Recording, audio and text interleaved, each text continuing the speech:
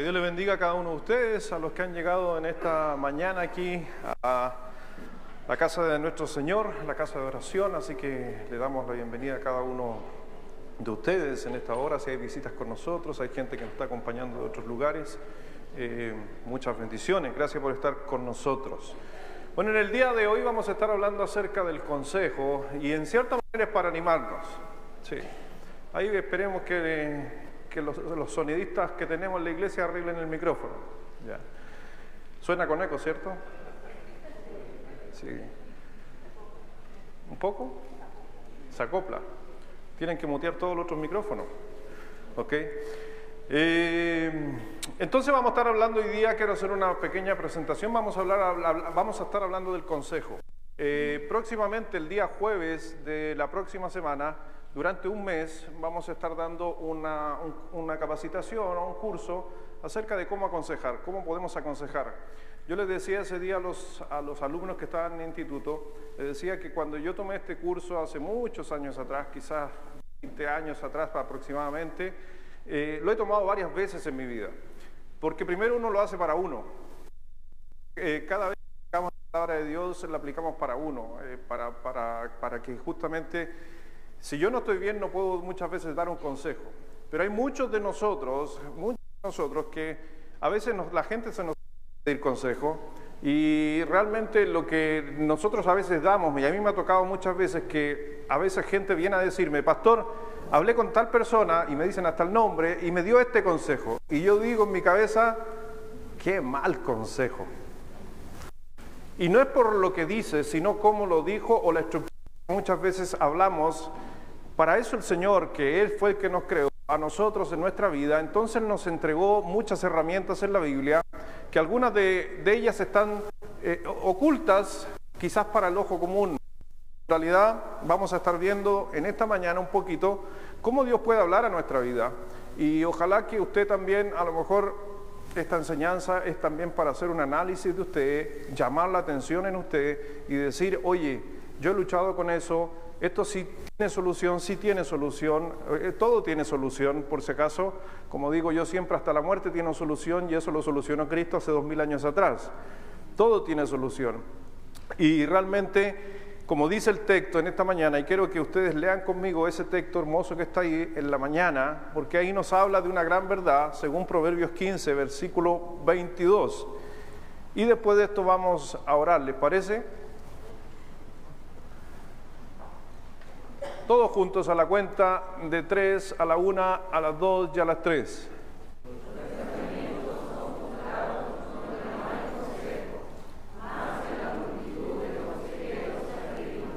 Ok, ahí ustedes dicen, más en la multitud de consejos se afirman. Un pasaje que muchas personas o el mundo cristiano lo transformó y han citado un texto que no existe en la Biblia. En la multitud de consejeros,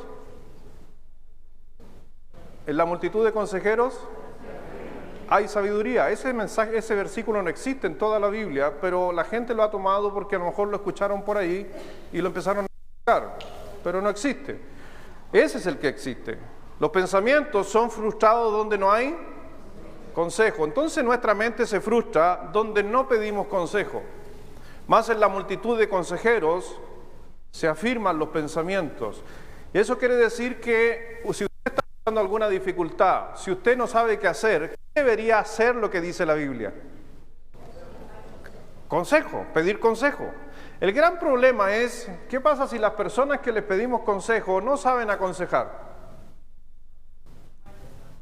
Van a llegar a hacer malos consejos, ¿ya? Van a hacer algunos pensamientos que son muchas veces contradictorios, inclusive a la Escritura. Pero cuando hablamos de la palabra consejo, vamos a estar hablando de que el Señor también la estableció, el Señor mandó un consejero. Y ahí lo vamos a estar viendo en su hoja, ustedes van a estar rellenando, porque ahí vamos a estar hablando un poquito de unas par de palabras en griego, que es el paracleto o que es paraclesis, y vamos a estar hablando de esas palabras que tienen que ver con el consejo. Vamos a orar para bendecir la palabra de Dios en esta mañana y de ahí espero que sea ustedes. Padre, gracias Dios te damos en esta mañana, Dios, de permitirnos estar aquí en tu casa. Agradecido, Señor, por darnos la posibilidad de honrarte, de poder alabarte, de poder glorificar tu nombre, Dios, a través de los cantos. Mi Señor, recibe todo y es lo que te podemos dar más cerca que tenemos de nosotros, que son nuestras voces. Así que gracias, mi Señor. Yo sé que tú nos creaste, como dice Isaías 43, nos creaste para poder adorarte y glorificarte. Y lo hemos estado haciendo. Queremos que tu palabra siga trabajando en nuestros corazones, siga hablándonos, siga ayudándonos, siga capacitándonos a cada uno de nosotros. Gracias, mi Señor, por todo esto, por este tiempo. En el nombre de Jesús. Amén. Así que desde ya le invito, esto va a comenzar el próximo jueves, va a ser jueves y lunes, los lunes y los jueves, no este lunes, el próximo jueves y lunes, durante un mes intensivo. Vamos a hacer algo que dura muchos meses, pero lo vamos a hacer intensivo. Les invito a cada uno, en especial los que aconsejan, los que son líderes, les va a ayudar muchísimo. A mi vida me ha ayudado. No, estamos bien. ¿Se escucha bien ahí atrás o no? ¿O todavía está sonando más o menos? ¿Está bien? Ya ahí nomás. Gracias. Ahí mi hijo está preocupado porque suena medio con eco. Ahí lo vamos a ecualizar después, tranquilo. Entonces, vamos a lo que nos dice el PPT hoy en día de hoy. Así que como hermanos de la fe, tenemos que animarnos, obviamente, unos a otros. El principio que Dios nos mandó en su Escritura. La palabra unos a otros la va a encontrar en la Biblia, en el Nuevo Testamento, aproximadamente 58 veces. El Señor nos dice: perdonaos los unos a los otros, amaos los unos a los otros, confiaos los unos a los otros, saludaos los unos a los otros y aconsejaos los unos a los otros. Así que Dios nos hizo para dar consejo, ¿ya? ¿Y ha escuchado el dicho? ¿Y a ti quién te preguntó? Y usted le va a decir: el Señor me mandó. Porque el Señor nos llamó a aconsejarnos. Pero el problema es muchas veces cuando nosotros aconsejamos. Y vamos a estar hablando de que aconsejar bíblicamente no es psicología. Me preguntaron el otro día, por eso puse esa pregunta. Me preguntaron el otro día: pastor, ¿y el curso es psicología bíblica? Personalmente, y yo sé, en nuestra iglesia hay hartos psicólogos, varios psicólogos, no creo en la psicología bíblica. Yo creo en el consejo bíblico, ¿ya? ¿Por qué? Porque la psicología es el estudio del alma, ¿ya? Eso es lo que hace la psicología moderna, estudiar el alma, ¿ya? Pero el Señor justamente va mucho más allá, porque el Señor quiere trabajar en nuestros corazones, en el trabajo completo, cuerpo, alma y espíritu. Y el gran conflicto que tiene la psicología, ¿cuál es la psicología? El gran conflicto que tiene, ¿con qué? ¿Con cuál de los tres? ¿Cuál es su gran conflicto? ¿Con el alma, con el espíritu, con el cuerpo? Con el espíritu. Gran parte de los consejeros, de los que hoy día muchos psicólogos hoy en día simplemente van a estar ocupando algunas bases o algunas raíces de personas que dejaron afuera el espíritu. Ustedes van a encontrar como a Freud, van a encontrar personajes como Jung, van a encontrar personajes como Monroe, van a encontrar personajes como Skinner. Todos les estoy mencionando las bases de los grandes psicólogos, que de ahí se basan todos los estudios que hay hoy en día. Cada uno tiene una rama diferente. Cuando usted va a un psicólogo, va a decir: no, yo soy de la rama del pensamiento de Freud. Otros van a decir: yo soy de la rama del pensamiento de Skinner. Otros de Maslow. Y así sucesivamente, muchas escuelas. Pero yo no voy a estar hablando, ni estamos hablando, sino que vamos a hablar de lo que nos dice la palabra de Dios. Y que ese espíritu, la psicología, lamentablemente, si pudiera tomar, obviamente, el Espíritu Santo en la vida de uno y el espíritu de uno, cómo trabajan, realmente sería de mucho beneficio. Y es por eso que hay algunos, este término ha aparecido, psicólogos cristianos. ¿Ha escuchado ese término? Se han vuelto buenos y famosos algunos de ellos, producto de que ocupan los conceptos bíblicos. Y obviamente, como tienen el título de psicólogo, simplemente le agregan la parte espiritual, ¿ya? Si alguien me pregunta a mí, y esto es para desmitificar algunos conceptos que a veces la iglesia y algunos pastores, si usted me pregunta a mí: pastor, ¿es malo o es bueno ir a un psicólogo? No, no es malo. Hay algunos pastores que a lo mejor por el desconocimiento de estos temas casi pensaron que ir a hablar con un psicólogo es como ir a hablar con el diablo. ¿Y cómo se te ocurre que tú eres hijo de Dios y vas a ir a hablar con gente del mundo? No se olvide que ellos estudian el alma. De que va a ayudar algo y va a ordenar, van a ordenar. Por algo son especialistas también. Y muchos de nuestros hermanos, algunos de ellos son psicólogos. Y yo a veces cuando estoy con algunas dificultades con personas, o a veces no estoy con mucho tiempo para resolver cada situación, les digo, hablen con tal hermano, hablen con el hermano allá, hablen con el psicólogo. ¿Por qué? Porque sí van a aplicar principios de Dios. Pero esos psicólogos cristianos están aplicando principios de Dios. Por ejemplo, aquí tienen un ejemplo de Sigmund Freud que dice, según Freud, la conciencia es el problema. Es la mente del hombre, todo el tema de conciencia. En cambio, según Dios, la naturaleza pecaminosa es el problema. Entonces se da cuenta cómo analizamos los dos conceptos. El mundo va a decir que es un tema de conciencia. Dios en su palabra dice que es un tema de la naturaleza pecaminosa. Inclusive Timoteo dice que algunos llegaron a cauterizar la conciencia. ¿Por qué? Porque tenían un problema de naturaleza pecaminosa. Entonces ese es el problema, que usted no va a escuchar hablar de pecado en un psicólogo. Porque el pecado se relaciona con el tema espiritual, la relación con Dios. En 2 Corintios, por favor, vamos a leer 2 Corintios, capítulo 1.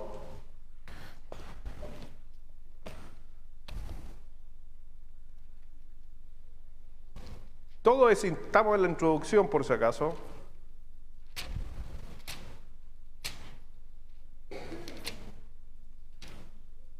Segunda de Corintios, capítulo 1,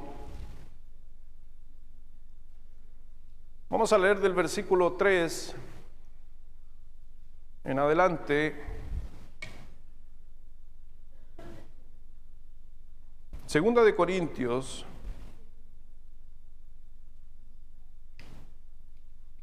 del 3 al 7. Ya. Dice así: bendito sea el Dios y Padre de nuestro Señor Jesucristo, Padre de misericordia y Dios de toda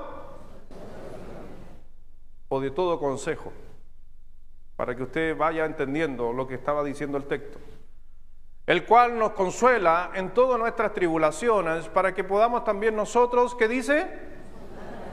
A los que están en cualquier tribulación, por medio de la consolación con que nosotros somos, ¿qué dice?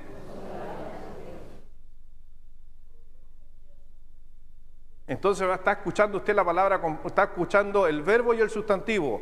Paracleto, paraclesis. Paracleto, paraclesis. Consolador, paracleto. Y tenemos consolación, paraclesis. ¿Qué quiere decir eso? Consuelo, consejo, paz inclusive.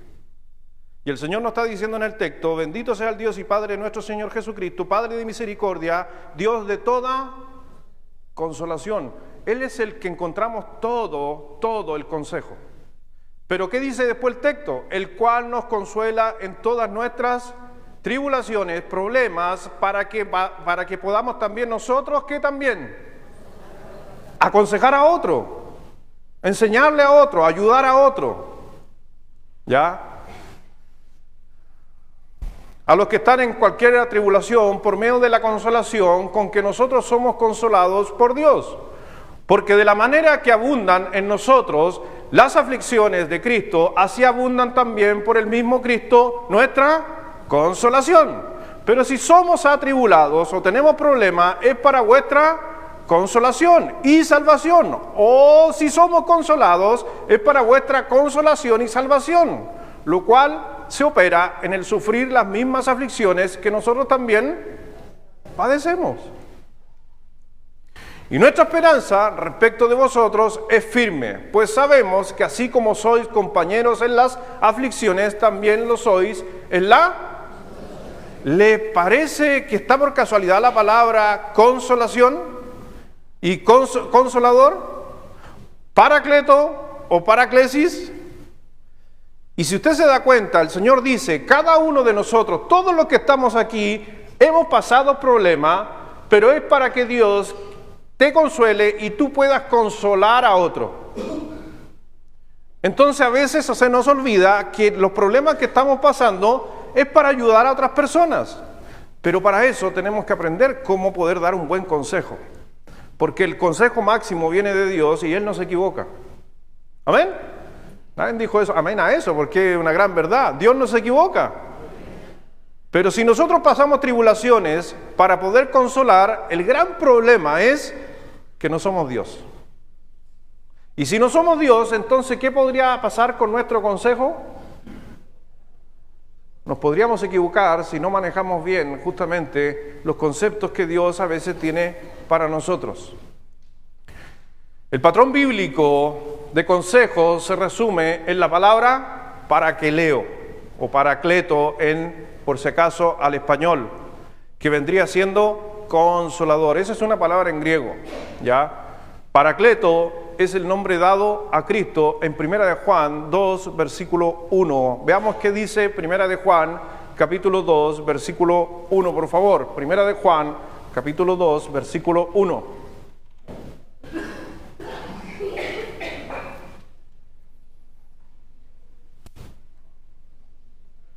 Ahora se los dejo a ustedes, léanlo fuerte. 1 de Juan, capítulo 2, versículo 1. A la 1, a las 2 y a las 3.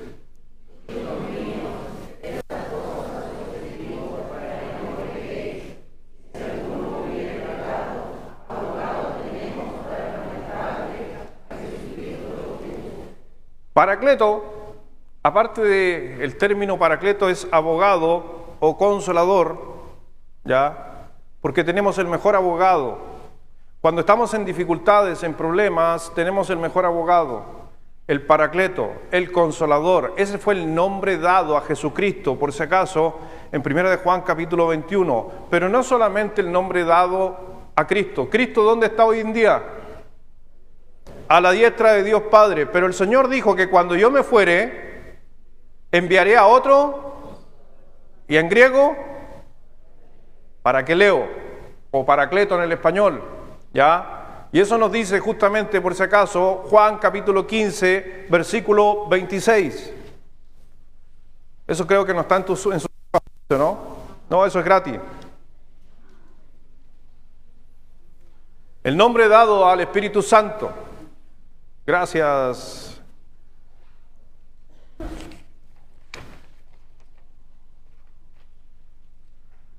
Si pusiera todo lo que digo, tendrían como 4 hojas, hermano.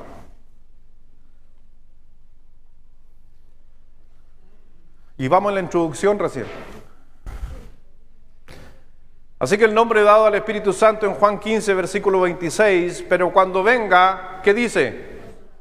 El Consolador o el abogado, a quien yo enviaré del Padre, el Espíritu de verdad, el cual procede del Padre, Él dará testimonio acerca de mí. Cuando Cristo se fue, dejó a otro Consolador, uno igual. Por eso dice otro Consolador. Cristo ya no está hace 2000 años atrás y dejó al Espíritu Santo en nuestra vida. Él es el que nos consuela, Él es el que nos ayuda, Él es el que nos anima, es el que convence de pecado a una persona que no conoce a Cristo como su Salvador. El Espíritu Santo nos enseña a guardar todas las cosas que estudiamos. Cuando usted viene aquí al culto, lee un texto, le llega un versículo a usted y usted dice, oh, qué bueno, el Espíritu Santo lo fija en su mente para que cuando a veces esté en dificultad se pueda acordar de esos versículos. Le da también el conocimiento a usted de que pueda, a través de la misma Biblia, que es su propio intérprete, usted pueda decir, oh, mira lo que el Señor tenía aquí.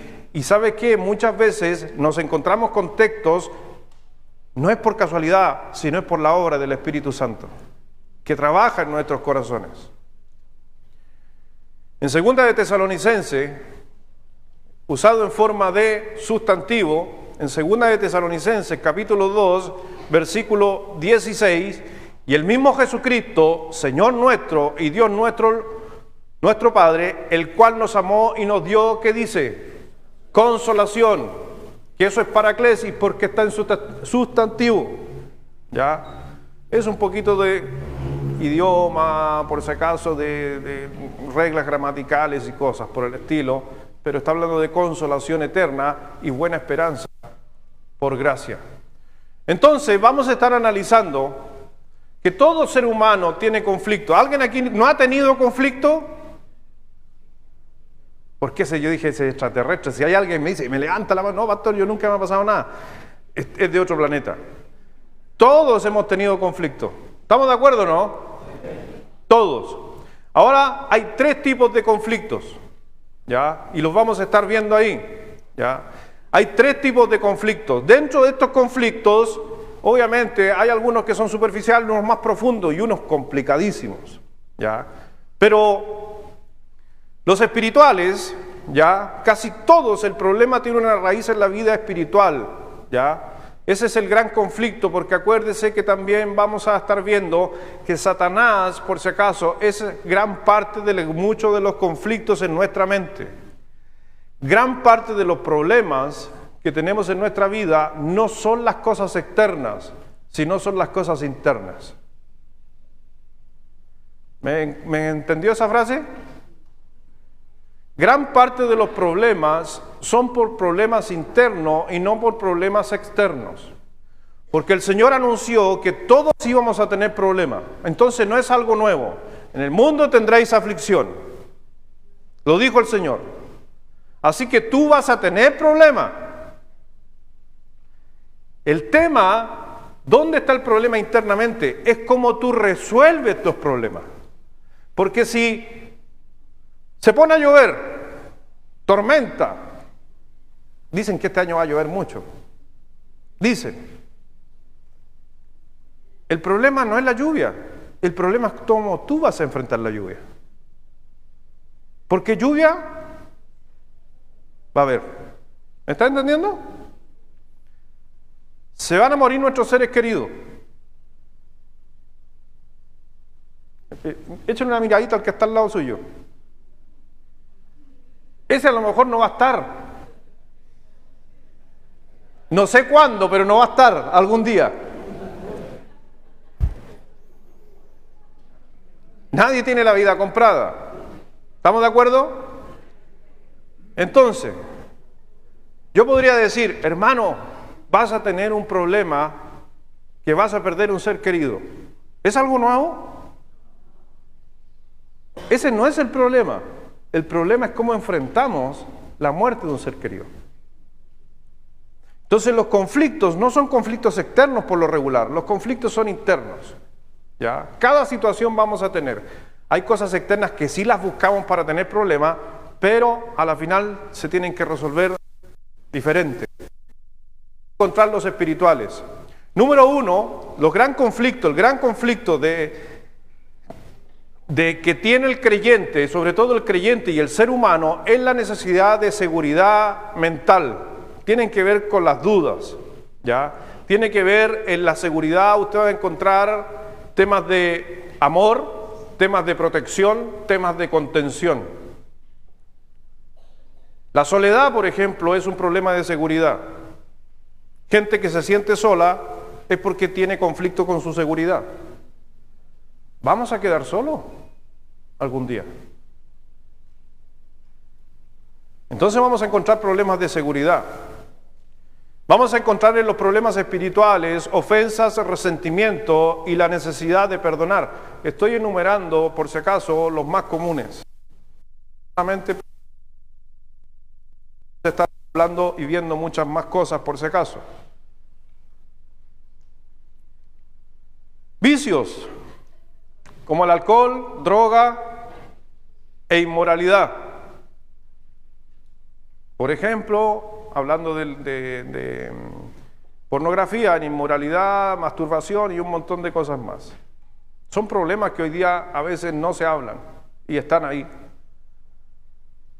Pero vamos a encontrar problemas espirituales como la necesidad de salvación, la necesidad de seguridad, sentido de culpa, ofensas, resentimientos, necesidad de perdonar, ansiedad, temor, tentación e inclusive actividades demoníacas. Son problemas espirituales. Después tenemos los problemas matrimoniales.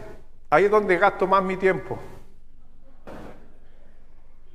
Por eso les digo, si ustedes vienen a estos cursos, les digo, va a mejorar su matrimonio y va a ayudar al pastor con su tiempo. Y en los problemas matrimoniales tenemos Ahí usted puede hacer la lista suya, se va a encontrar, le va a faltar hoja.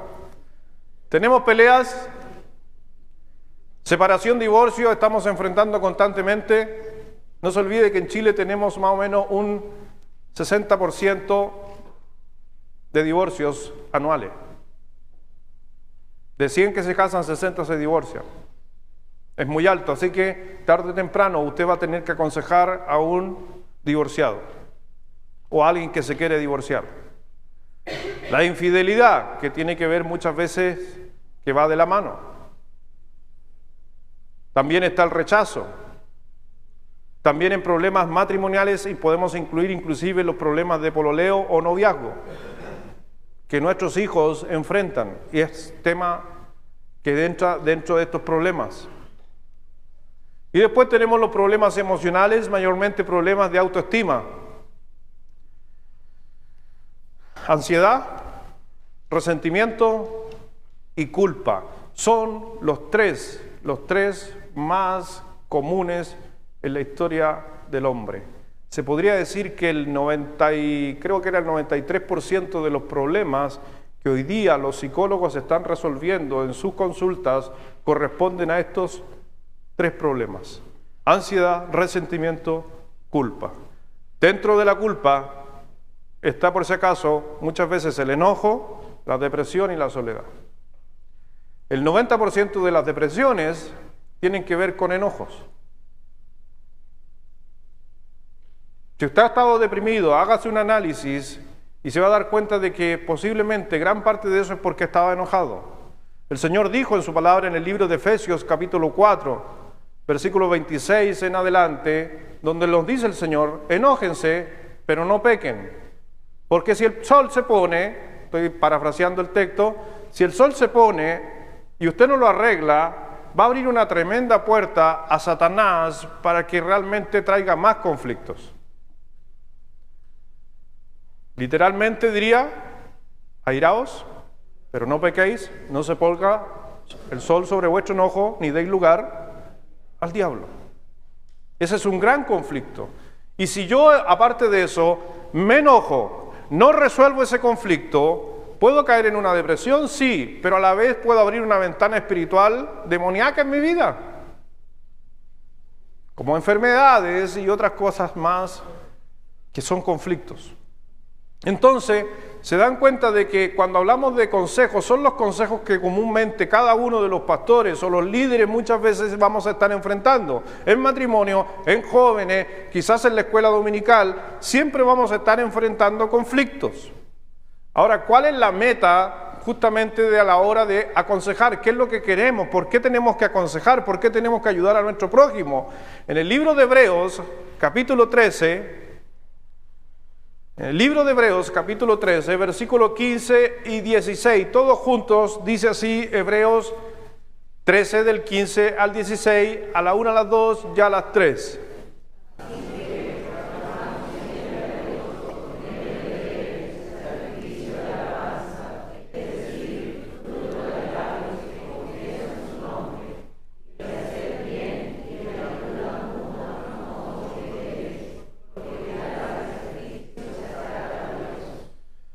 Mucha gente busca consejo por un tema de egocentrismo. ¿En qué sentido? No digo que le gusta el consejo porque es un ególatra. No, lo que estoy tratando de decir es que el gran conflicto que tenemos todos los seres humanos es el orgullo. Y si nosotros no trabajamos con el orgullo nos va a meter en un sinnúmero de problemas. ¿Hay muchos conflictos en el matrimonio por orgullo? ¿Qué cree usted? ¿Sí o no? ¿Sí? ¿Perdonamos rápidamente? ¿Por qué será? Muy bien. ¿Hay conflictos en la iglesia? Y adivine por qué. Nuestros hijos que son pequeños, que tienen un par de años, ¿son orgullosos? Y es porque en nuestra naturaleza, cuando el hombre en el libro de Génesis nos dice que el hombre pecó, el hombre perdió su humildad y se llenó de orgullo, porque el que traspasó, entre comillas, ese orgullo fue el primero en llenarse de él en los cielos. Y ese fue Satanás, que se llenó de orgullo porque quiso ser como Dios. Por eso el Señor lo mandó a la tierra, y Satanás, ¿a quién afectó? Al hombre. ¿Y a quién primero convenció?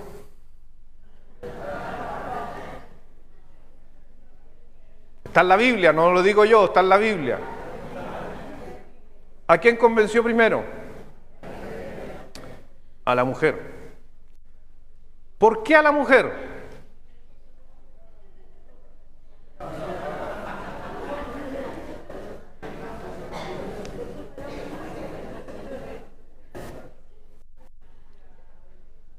Hay dos cosas, ¿se acuerda? Hay dos cosas que son claves en la vida de toda persona, e inclusive en nuestros niños.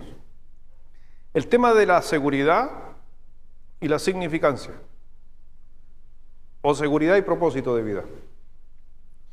Estas dos cosas estaban completas en el huerto del Edén.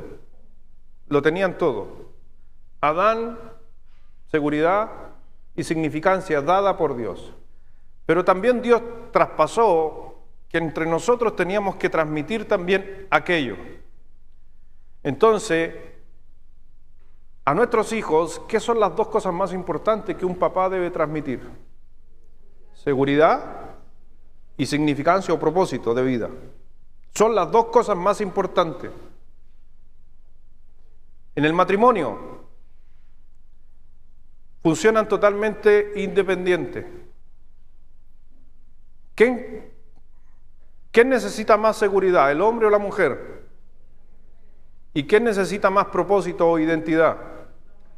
Bien, entonces, ¿quién transmite mejor la seguridad? La mamá. Venga para acá mi niño, déjalo nomás que se caiga. Pero ¿cómo lo dejáis que se caiga? Es que así aprende, así logra identidad, así forma carácter. ¿Me entiende? El hombre está transmitiendo su identidad y la mujer su protección, su seguridad. Pero ¿cómo mi niño? Venga para acá. Nanay, nanay, nanay. ¿Sí o no? Y los hombres no lloran, párate. Y así. Son las dos cosas. Una de las cosas que Dios le dijo en el huerto del Edén a Adán, le dijo que él tenía que estar preocupado de la seguridad de su esposa. Apareció Satanás. ¿Y a quién tentó? A Eva. Te quiero hacer una pregunta. ¿Y dónde estaba Adán?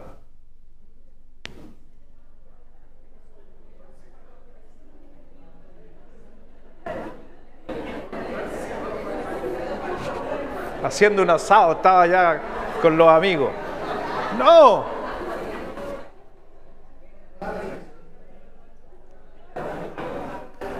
Jugaba la selección. Bueno, si ustedes se dan cuenta, todas esas cosas las vamos a estar mencionando, las vamos a estar explicando, porque esas son las raíces de los grandes conflictos. Hoy día, mujer necesita seguridad, el hombre necesita significancia.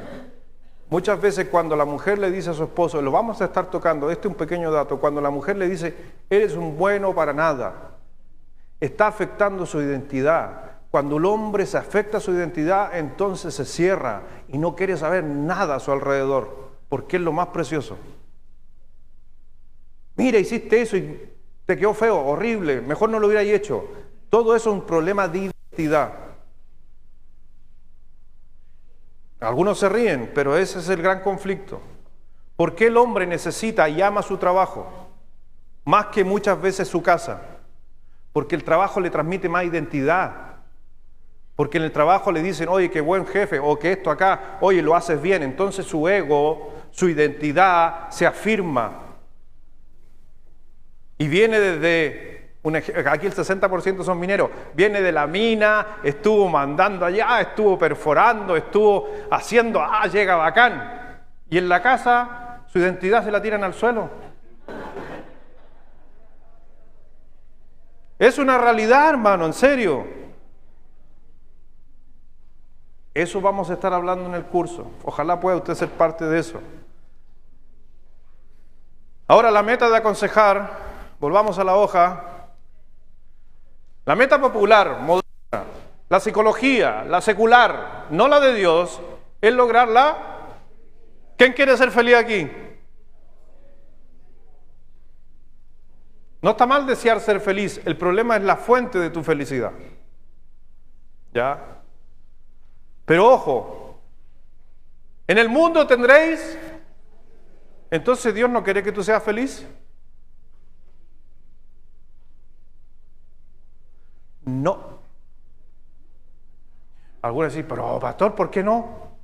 Porque la felicidad no es algo que viene directamente de la mano de Dios, sino es un subproducto de tu relación con Dios. Por eso, como dice por ahí una película, En busca de la felicidad. Los cristianos no fuimos llamados a ser felices. Le pregunto, los apóstoles lograron la felicidad como un subproducto del sufrimiento por Cristo. Entonces, ¿cómo usted se pone feliz cuando tiene una espada en su cuello y le van a cortar su cabeza?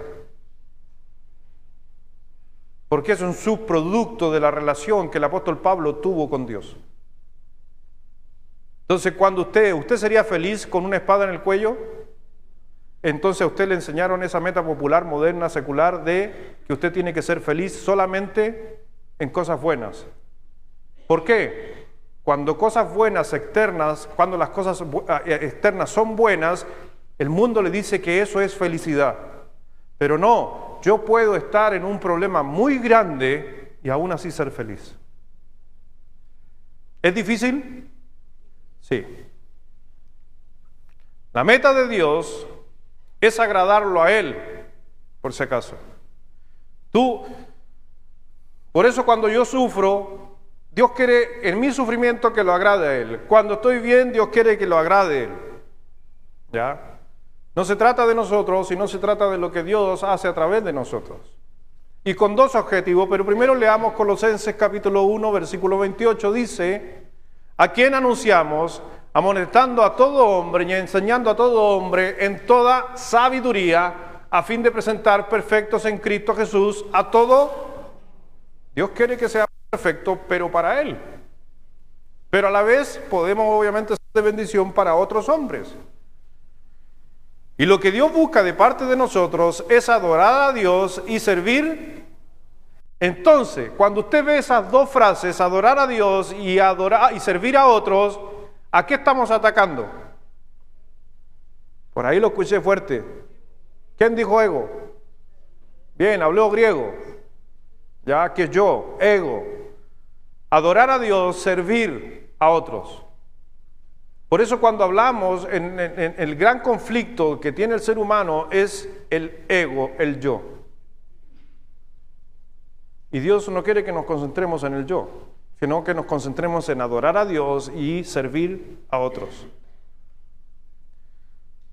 Lo he dicho en otras predicaciones, algunos ya saben la respuesta. Los que ya saben la respuesta no lo digan, dejemos a la gente nueva, a los hermanos que están recién llegando. Una persona con depresión ¿tiene su ego alto o su ego bajo?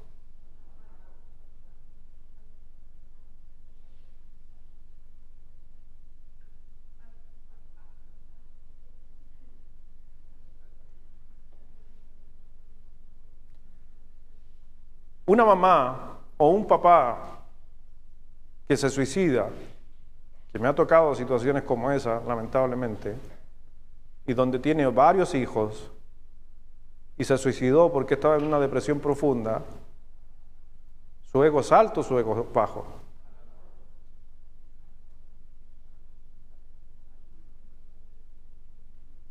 Eso lo vamos a aprender en el curso o en la charla.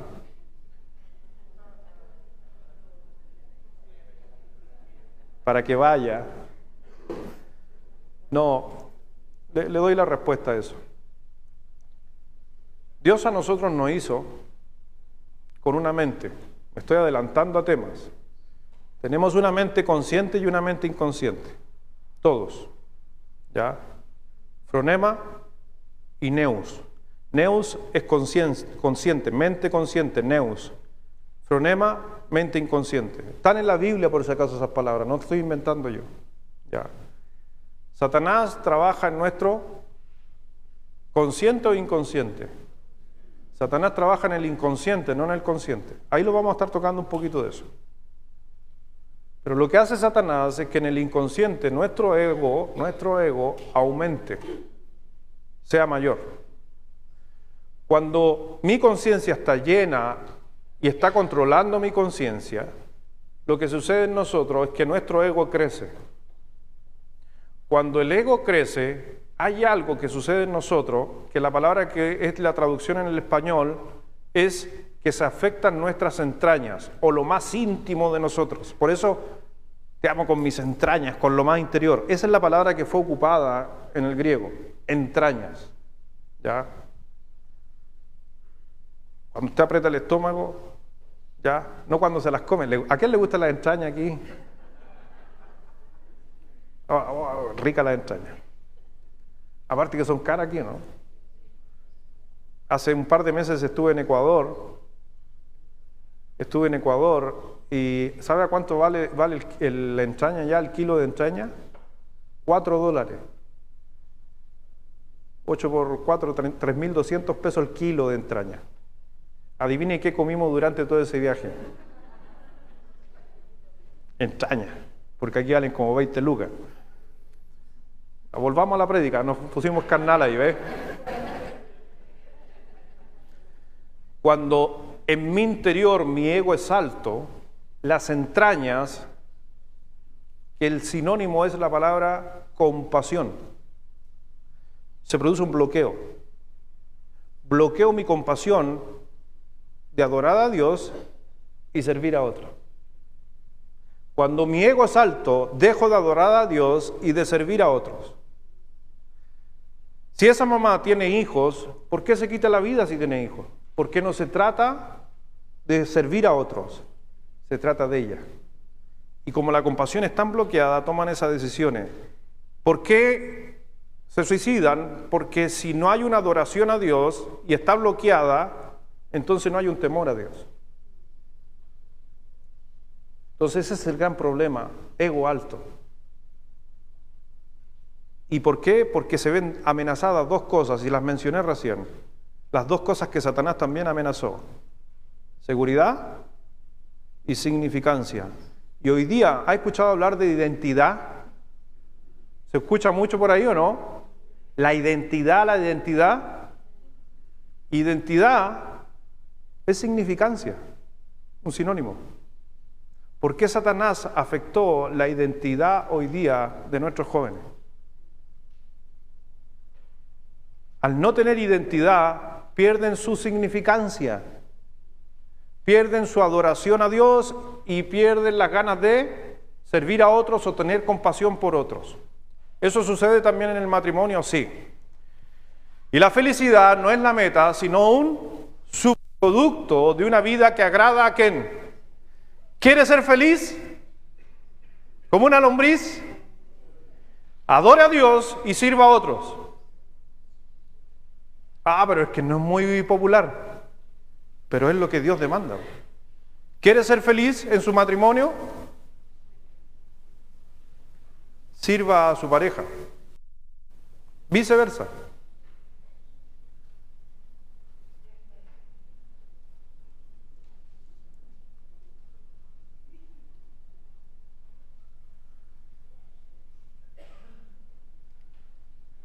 La necesidad personal es que necesita un hombre para vivir, es lo que estaba mencionando. En Proverbios 18, versículo 14 dice: el ánimo del hombre soporta su enfermedad, mas ¿quién soportará el ánimo angustiado? Es complejo soportar a la gente que está con problemas. ¿Ya? Pero ¿qué pasa si el ánimo del hombre, si está en una forma correcta, puesta, bien posicionada en nuestra cabeza, vamos a poder enfrentar un montón de conflictos? La necesidad básica de cada ser humano es verse a sí mismo como un ser valioso. Todos queremos ser vistos valiosos porque Dios nos hizo valiosos. Acuérdese lo que el Señor inclusive lo hizo justamente con Jesucristo. No está ahí en su apunte, pero se acuerda en 2 ocasiones el Señor Jesucristo. Número 1, voy a mencionar la más conocida, cuando Cristo va y se mete a bautizarse con Juan, ¿se acuerda? Y dice que se oyó una voz del cielo que decía: este es mi hijo. ¿Qué le está transmitiendo? Identidad, mi hijo, amado, seguridad, en el cual me complazco, más seguridad. Fue Dios hablando de su hijo. Y lo que ese día Dios estaba haciendo con Jesucristo en su humanidad, diciéndole: te estoy llenando de seguridad y significancia. Cuando yo veo a mi hija en la mañana, hoy día apareció la Perlita, temprano en la mañana, llega en la mañana, lo primero que hace la Perlita o la Rubí, cualquiera de las dos, llega a mi dormitorio y me mira a mí, y yo me despierto siempre temprano, ¿ya? La que está al lado mío está durmiendo. Y me dice la Perlita, ¿se sirve algo? Así me dice siempre, ¿se sirve algo? Y la Rubí, detrásito, ¿quiere café? Una de las cosas que le aprendí a mi hijo de chiquitito, a todos mis hijos, hacer café de grano. Saben hacer un café muy bueno. Fue lo primero que le enseñé. Apenas caminando ya sabían hacer café. Porque no se trata de ellos, se trata de otro.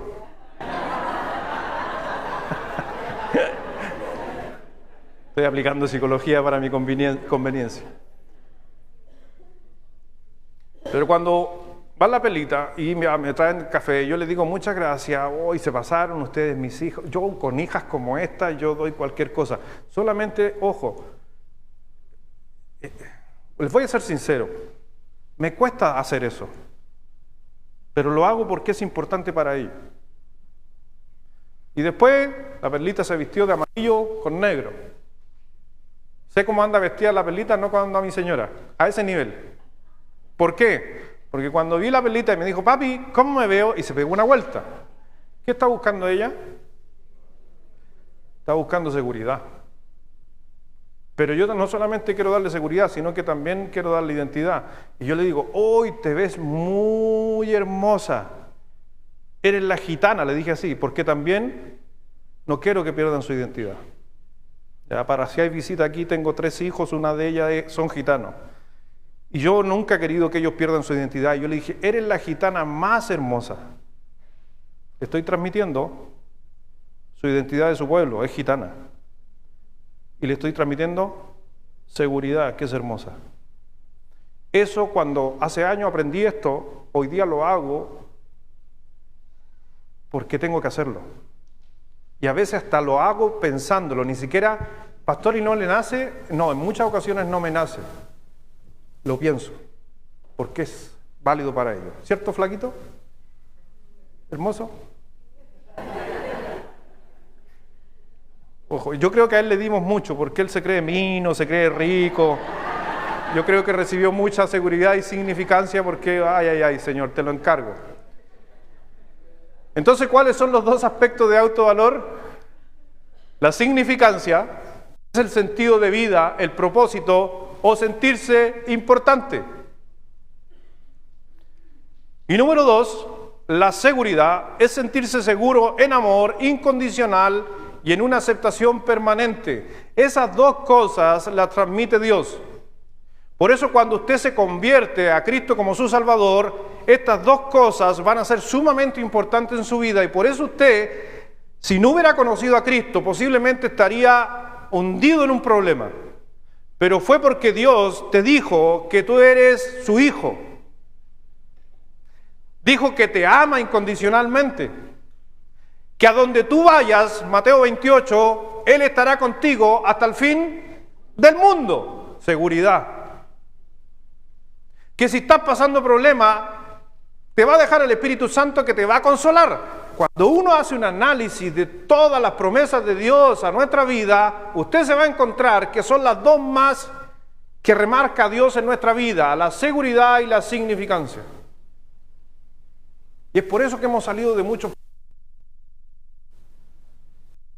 días, quizás, o en esta mañana, recién usted, a lo mejor Esto, pero de manera más técnica. No sabía qué era la seguridad y no sabía lo que era la vigilancia. Pero le digo algo, posiblemente alguien con usted, Dios mismo lo viene haciendo muchos años en su vida con usted. Me dice, oye, mi mamá, no siendo cristiana, desde muy jovencito, siempre mi mamá me decía lo siguiente: oye, el Lucho es tan independiente. José.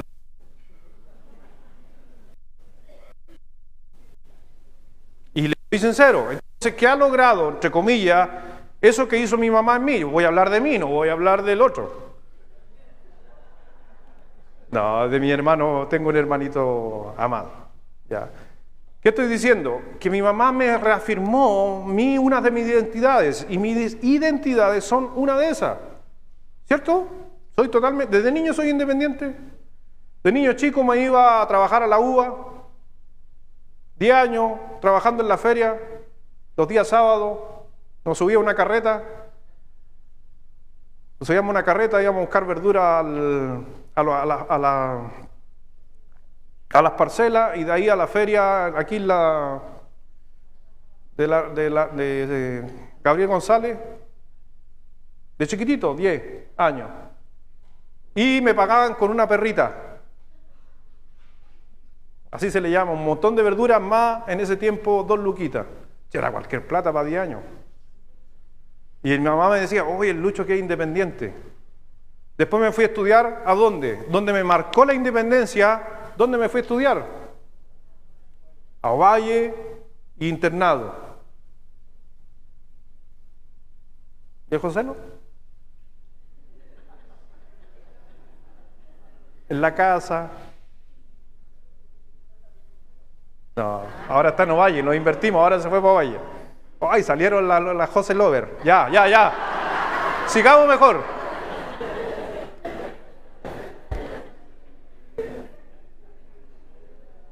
Las necesidades personales que necesita el hombre para vivir, las religiones, y presta atención con eso, las religiones atacan los malos comportamientos, motivando el buen comportamiento, pero lamentablemente usando la culpa, o produciendo la culpa por no cumplirlo, pero no atacando la raíz del problema.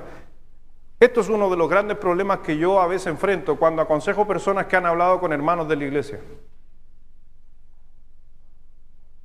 Es que no tienes que hacer eso porque a Dios no le gusta.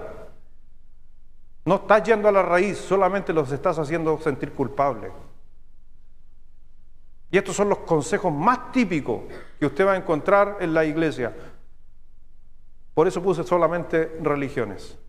Pero eso es, hacer sentir culpable a la gente. Pero no, hay que ir a la raíz del problema. Hay que llegar al fondo de las cosas, si no, va a volver a aparecer.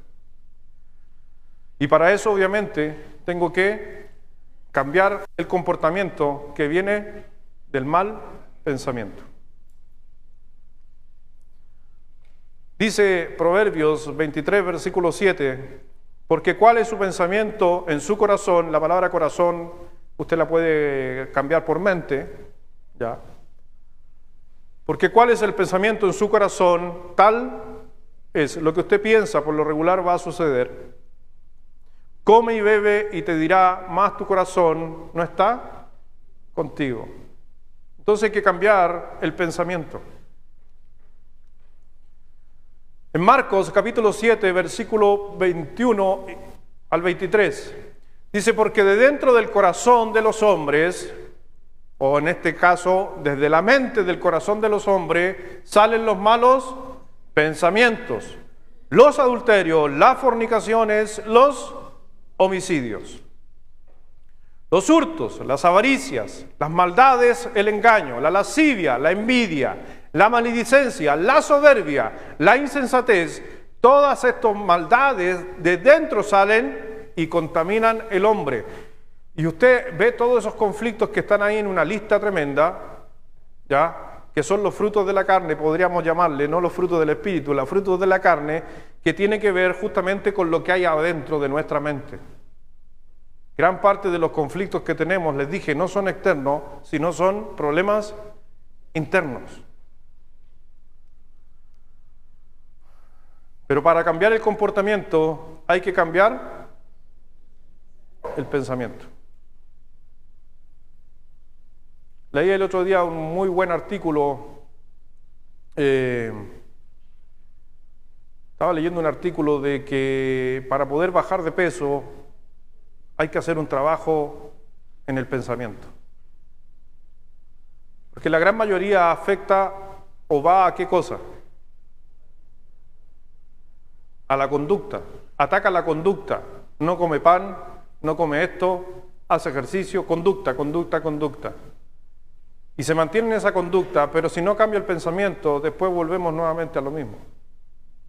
Entonces, tiene que haber un trabajo muchas veces en dos partes, un trabajo psicológico y un trabajo de conducta. Así que si usted fue a un nutricionista, vea a un psicólogo. No estoy bromeando, en serio.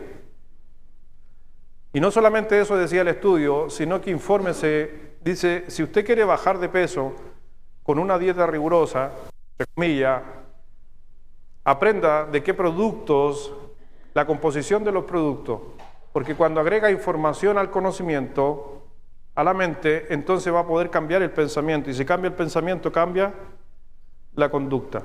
Pero no se olvide, todo tiene que ser siempre en un equilibrio, ¿ya? En Cristo es la única solución.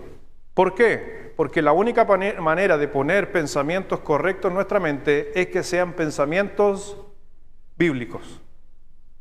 Y tenemos en nuestras manos la bendita palabra de nuestro Señor. Entonces, ¿se acuerda en qué trabaja Satanás? En el inconsciente. Entonces Satanás manda constantemente información a nuestro inconsciente. ¿Qué es lo que hace el inconsciente? No sé si lo puse ahí, no está. Sí, hasta el final, no me voy a adelantar. Ya, corten ahí. Estaba ahí abajo, no me había acordado si estaba o no estaba. El cristiano tiene los mismos problemas del mundo, ¿sí o no? Y se porta como el mundo porque piensa como el mundo. Si el mundo está hoy día sufriendo, es porque estamos pensando como el mundo. Y el Señor, ¿qué nos dijo en su palabra? Que no debemos pensar como el mundo piensa, sino debemos pensar como Cristo piensa, en la mente de Cristo.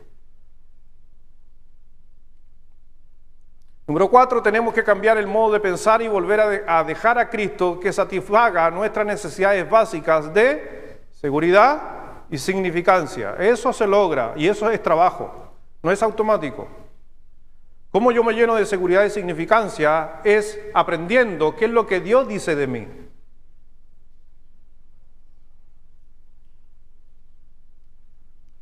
En Romanos capítulo 12, versículo 2, no os conforméis a este siglo, sino transformaos por medio de la renovación de vuestro entendimiento. Tenemos que renovar el pensamiento, el entendimiento, para que comprobéis cuál sea la buena voluntad de Dios, agradable y perfecta. Tenemos que lograr eso. Por lo demás, hermanos, dice Filipenses capítulo 4, versículo 8, por lo demás, hermanos, todo lo que es verdadero, todo lo que es honesto, todo lo justo, todo lo puro, todo lo amable, todo lo que es de buen nombre, si hay virtud alguna, si hay algo digno de alabanza en esto, ¿a qué nos llama Dios? A pensar en cosas correctas, no en cosas negativas. ¿Qué voy a hacer? ¿Qué va a hacer de mí? ¿Me entiende? Cuando empezamos con esos conflictos, nadie me ama. Sí, Dios te ama. Dios te cuida. Dios te bendice. Dios te prospera. En esto pensar. Cuando tú estás pensando en lo que Dios dice de ti, te aseguro que vas a tener una vida feliz a pesar de que estés viviendo una situación infeliz. Dije la situación, no mi vida. En Cristo hay amor incondicional y eso me transmite a mí una seguridad tremenda. En Efesios capítulo 1, versículo 6 nos dice, para alabanza de la gloria de su gracia, con la cual nos hizo aceptos en el amado. Tú eres aceptado por Dios. Dios te aceptó, Cristo te aceptó. Eso debería llenarte de un amor incondicional, de entender ese amor incondicional. Entonces eso te va a llevar justamente a tener una seguridad altísima. Tal seguridad, que no necesitas agradar a nadie. Si tú entiendes el amor incondicional, tú puedes aceptar una pérdida de un ser querido. El problema es cuando yo creo que mi amor, el amor incondicional viene de un ser querido y cuando yo no lo tengo, entonces se ve amenazada mi seguridad. Y es por eso que la gente cae en depresión. Porque no está basado en el amor incondicional de Cristo, sino está basado en el amor, comilla, medio incondicional de un ser querido. Mi señora me dice, de repente, o a veces ¿y si yo me muero, tú te vuelves a casar? ¿Le han hecho esa pregunta a algún varón aquí? ¿Sí? ¿O soy el único? ¿Te la han hecho? ¿Y te dejaron responder?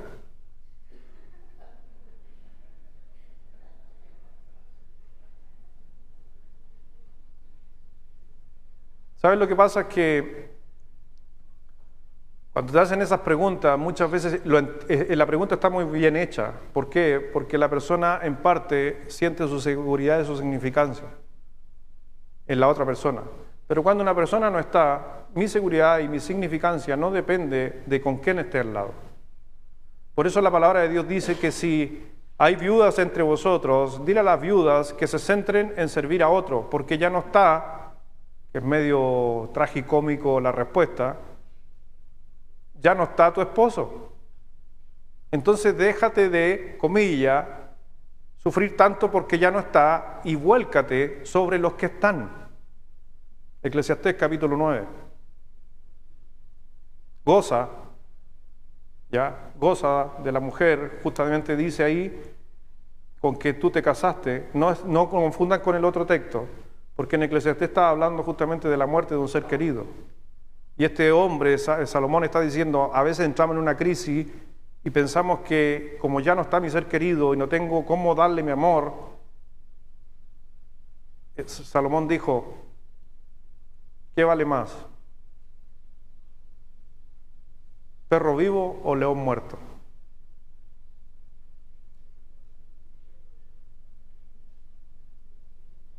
Gran frase de Salomón, ¿perro vivo o león muerto? ¿Qué vale más?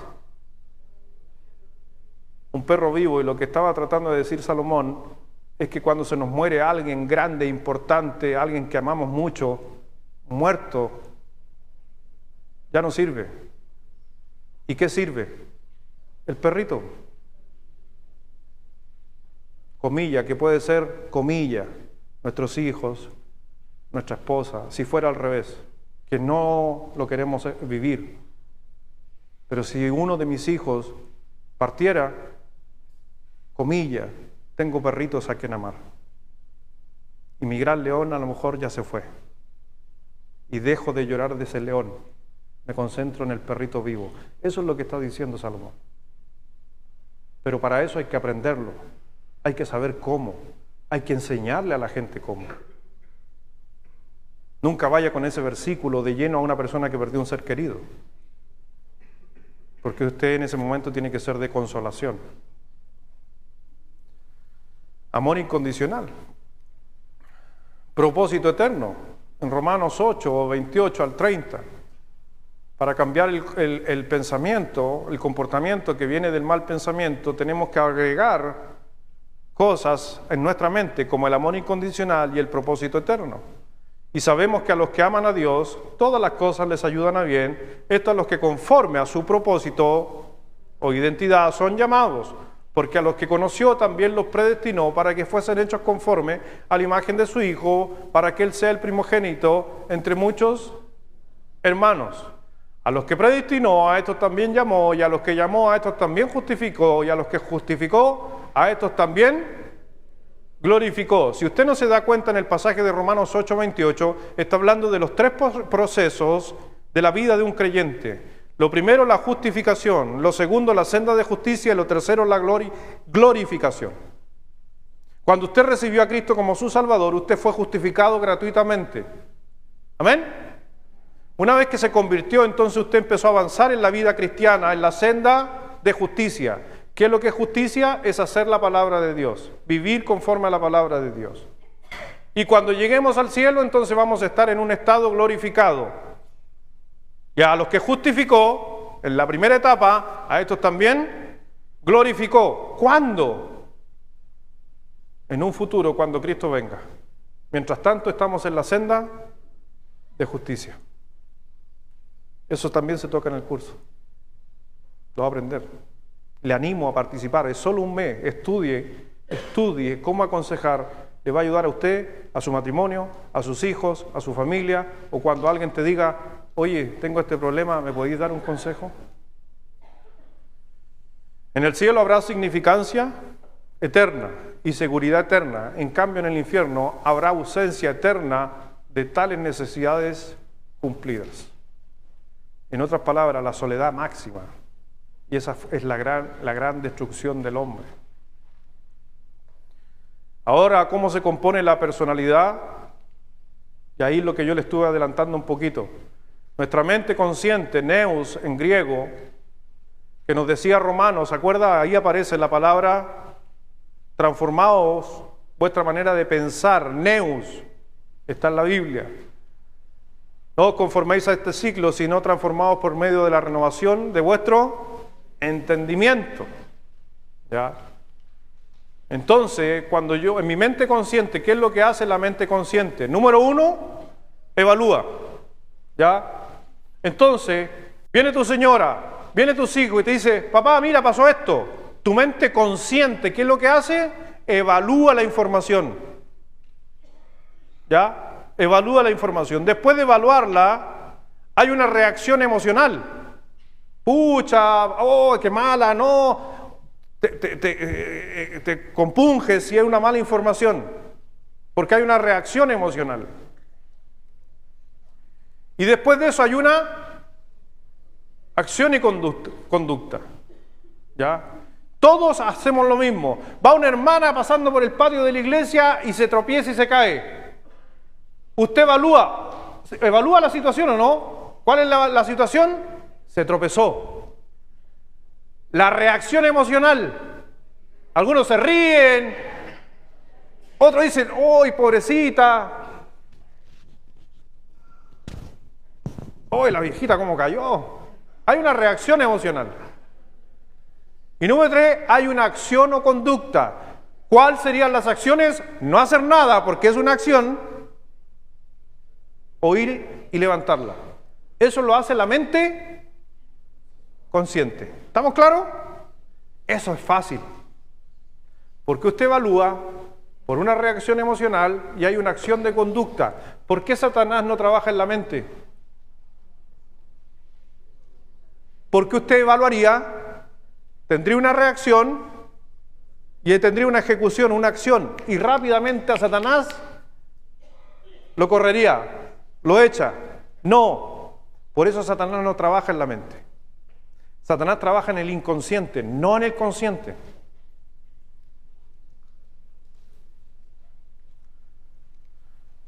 En cambio, en la mente inconsciente, forenema, es la fuente de las suposiciones. Creamos, inventamos, nos imaginamos. ¿Sabe quién trabaja ahí? Los vendedores, como Menares, por ejemplo. No quiero decir que es Satanás, pero es casi como Satanás. Porque cuando va a vender un producto de L'Oreal, trabajan, ojo, los vendedores trabajan al inconsciente, no al consciente, porque si fuera por el consciente, no venderían nada, porque la gente evaluaría y diría, no, esto es muy caro, no, esto no, esto aquí no, ya. Mente consciente. Todos los vendedores trabajan por lo regular a la mente inconsciente. A todo esto se trabaja y se aprende. Cuando usted va al mall y escucha una música, esa música no está yendo a su consciente, está yendo a su inconsciente. Hay paletas de colores que trabajan los diseñadores que trabajan con su inconsciente, no con su consciente. Por eso usted va a ver algunas marcas, o cuando va al mall o a algún lugar, trabajan con su inconsciente. Cuando va al casino, que no tiene que ir ahí, va a encontrar, por ejemplo, que engañan la mente consciente para trabajar en su inconsciente. Nunca va a haber ventanas hacia afuera, para que usted pierda la percepción de que si es oscuro o si es día, porque si usted ve que se está oscureciendo, usted a su mente evaluaría y diría, hay que irse. Y es por eso que en los malls tampoco va a encontrar en las tiendas ventanas, porque la gente quiere que pierdas tiempo ahí. Me estoy refiriendo a las tiendas, no al mall mismo. Y así sucesivamente. Cuando usted está en la mañana y prende la noticia y sale una mujer, sale una propaganda de Colgate, o Colgate, dirían algunos, como usted quiera, de pasta de dientes, y sale una niña con minifalda diciendo que tiene que usar esta pasta de dientes. ¿Qué tiene que ver la pasta de dientes con una niña con minifalda? Están trabajando en su... Y va al Gil y piensa que va a tener una señora como si se cepilla los dientes de esa manera.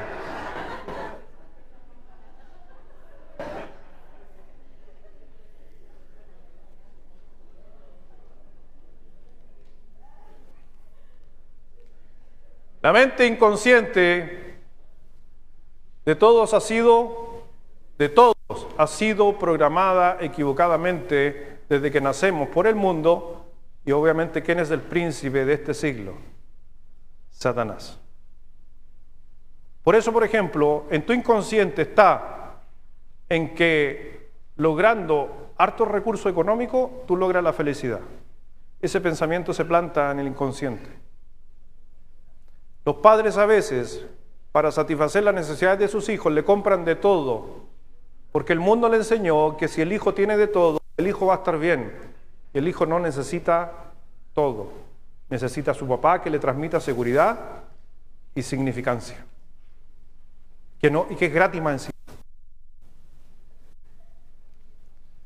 Las suposiciones equivocadas u orientación de ficción son creencias falsas que determinan la mayoría de nuestras conductas y los sentimientos emocionales. Lo más difícil en la consejería es poder tomar toda la información del inconsciente y llevarla al consciente. Por eso se necesita, y el Señor justamente necesita, que nosotros fuéramos partidarios de trabajar en conjunto con personas para poder ayudarlo. Si usted a veces ve una conducta de algunas personas y usted trabaja en su consciente, no va a encontrar ningún resultado.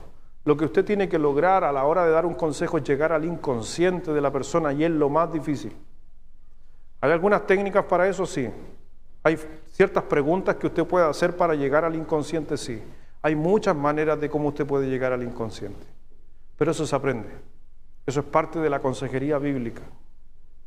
Hay personajes en la Biblia que estuvieron también en conflicto y depresiones. Increíblemente el Señor nos dejó algunos escritos en la palabra de Dios, cómo Él actuó. Ahí hay un pasaje que está al final de Jeremías. Cuando Jeremías entró en una crisis, el que intervino en esa crisis fue Cristo mismo. Y trató a Jeremías de ese problema de, comillas, depresión quizás. Después de haber matado más a 400 profetas con sus manos, lo amenaza una mujer y se quiere puro morir. Entró en un conflicto tremendo. ¿Y quién mismo vino a ayudar a Jeremías? El Señor mismo. Porque Satanás trabaja y plantó en la mente de los hombres justamente estos problemas. Pocos de su personalidad. Pocos. Por eso le dije yo, cuando yo hice este estudio hace muchos años atrás, y que también cada año se ha ido actualizando, es mucho más profundo, primero fue para mí. Y arreglé un montón de conflictos que tenía en mi forma de mirar las cosas, en mi vida. Y ojalá usted también podría hacer exactamente lo mismo. Es necesario, estudiemos a nosotros mismos, nos estudiemos a nosotros mismos. Y hay un problema, ¿por qué? Porque hay que hacerlo de esa manera, porque hay un problema de autodecepción. Tenemos un gran conflicto de autodecepción. Engañoso es el corazón más que todas las cosas y perverso. ¿Quién las conocerá? Yo, Jehová, que escudriño la mente, que pruebo el corazón para dar a cada uno según su camino, según el fruto de sus obras. ¿Quién es el único que nos conoce en nuestra totalidad? Entonces por eso tenemos que buscar el consejo que venga de la palabra de Dios, porque ni a lo mejor usted se conoce. Si a alguno le gusta todo lo que estoy hablando porque le gusta un poquito la psicología, la ciencia o problemas, le recomiendo que estudie La ventana de Johari, tal cual, con H intermedia, Johari. Estúdienla, me hizo bien a mí estudiarla hace muchos años atrás, que tiene que ver con nuestras cuatro caras. Todos tenemos cuatro caras, ¿sabía usted eso o no? ¿No? Es interesante. Le pongo una idea nomás. Está la cara que yo quiero que vean de mí. Esa es una cara. Lo que yo muestro para que la gente opine de mí. ¿Ha escuchado decir, oye, este va a la iglesia y cambia, es otro? ¿Ha escuchado de eso? Oye, aquí en la casa no habláis nada y en la casa en la iglesia lo habláis todo. ¿Le ha pasado eso con su esposo? ¿Por qué? Porque ya ahí usted se está dando cuenta de que tiene su cara real actual en su interna, pero tiene una cara cuando está en público. Hay otra tercera cara que es lo que la gente percibe de mí. Oh, el pastor es repensado. ¿Y por qué hace así, hermana, usted allá al fondo? ¿Qué onda? ¿Tiene algún problema conmigo, hermana? Mira, hermana. Y eso que está en el coro cantando y va a clase con nosotros. No, está bien. Pero cuando la gente percibe eso de mí, es porque la gente tiene su cara de mí, pero no me conoce. Pero es una de mis caras. Y la cuarta cara es el punto ciego. Es lo que yo desconozco de mí. Es como cuando mi mamá tiene esa cara. ¿Le digo cuál es su cara? La tengo muy identificada desde que nací con mi mamá. Mi mami tiene un punto ciego, igual que los autos. Y el punto ciego de mi mami es su cara, que ella no se da cuenta. Que ella grita a veces o habla fuerte. Ella no sabe que la tiene, es sumamente ciega. Entonces yo le digo, mami, no grite. No, yo no grito, yo hablo así. No estoy gritando, mami está gritando. No, yo no grito. Punto ciego. ¿Habla fuerte usted? Ahora le conviene y dice sí, y las veces que estamos en la casa dice que no. Engañoso es el corazón. Y por último, cuando aconsejes, enfrentarás resistencia. ¿Por qué? Porque nadie quiere que entres al inconsciente. Porque en el inconsciente están las cosas más difíciles de tu vida.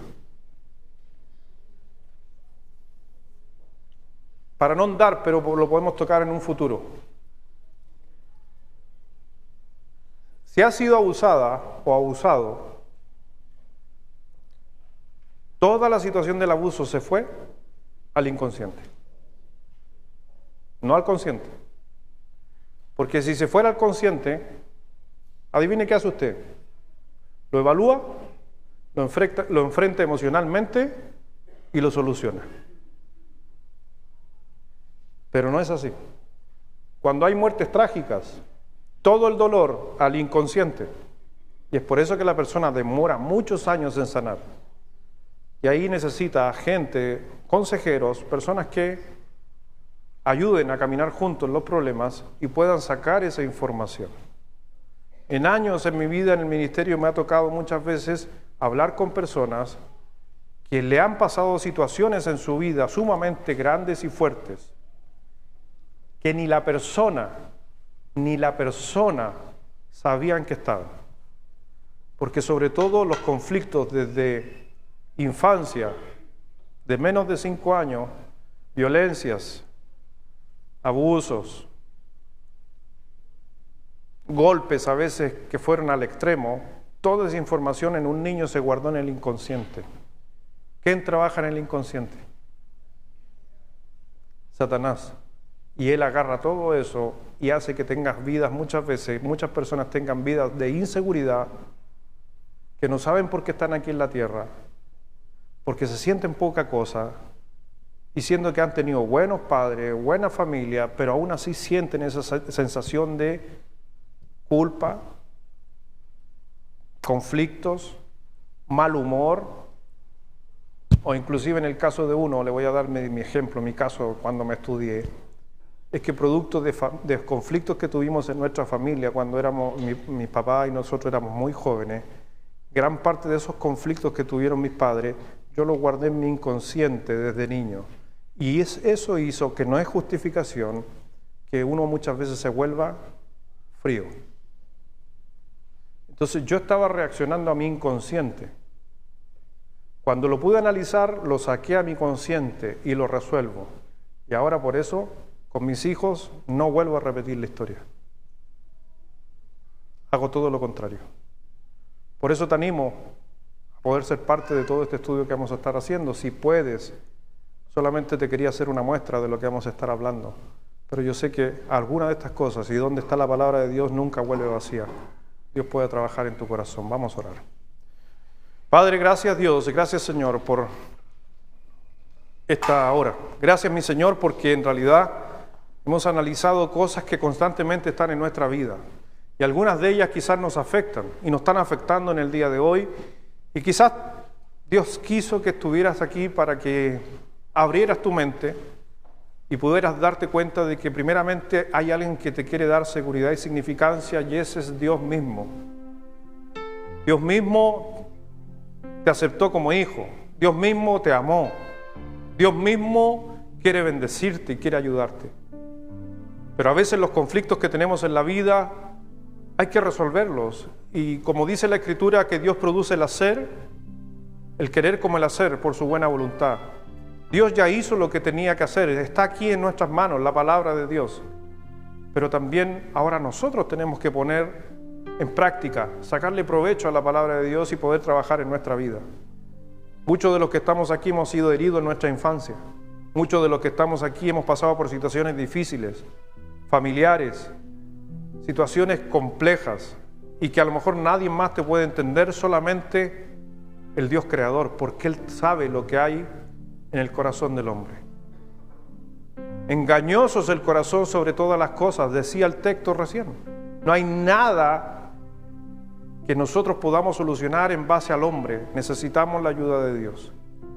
Te pedimos, Dios, que puedas trabajar en nuestros corazones, sanar las heridas, sanar los conflictos, poder ayudar a cada persona que está a nuestro alrededor. Quizás, como decía también Corintios, los problemas que has pasado tú en tu vida han sido tribulaciones, pero para poder ayudar a otros. Pero también Dios quiere que nosotros nos preparemos para ayudar a otros. Gracias, mi Señor, porque tú eres el gran consejero, el Paracleto, el Consolador, y dejaste al Espíritu Santo para que hiciera el trabajo en nuestros corazones. Y no solamente eso, sino que pudiéramos otras personas venir a los pies de Cristo y poder refugiarse después de estar pasando tantos problemas en su vida. La iglesia nunca va a solucionar tus problemas, pero sí te puede ayudar a que tú tomes decisiones y te conduzcas a adorar a Dios y servir a otros para lograr como subproducto la felicidad.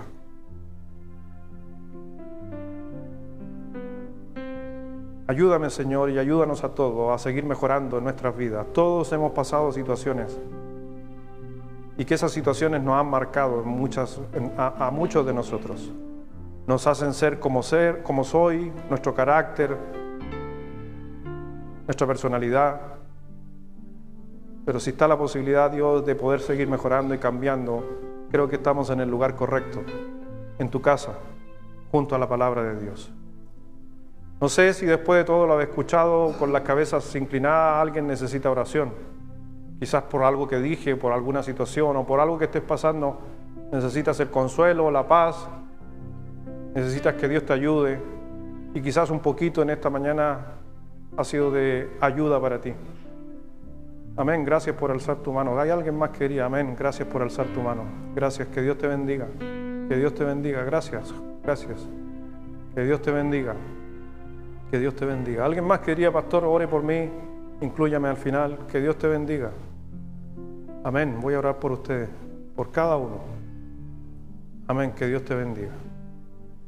Y quisiera hacer la última pregunta.